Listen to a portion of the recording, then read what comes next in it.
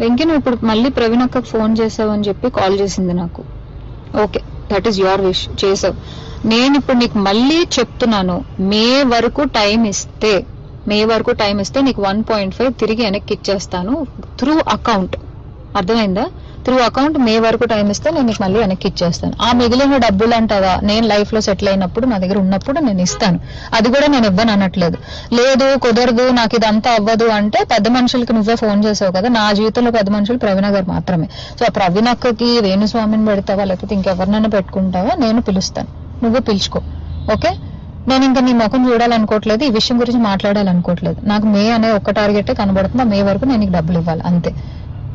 లేదు కుదరదు కాదు అంటే నేనే పెడతాను హెరాస్మెంట్ కేసు. ఎందుకంటే మా అక్కని ఇన్వాల్వ్ చేస్తున్నాడు, మా మమ్మీని ఇన్వాల్వ్ చేస్తున్నాడు, లేకపోతే మా ఇంటికి వస్తానంటున్నాడు. అసలు నా పర్మిషన్ లేకుండా నువ్వు మా ఇంటికి రావడం ఏంటి, లేకపోతే నేను మీ ఇంటికి వెళ్ళడం ఏంటి?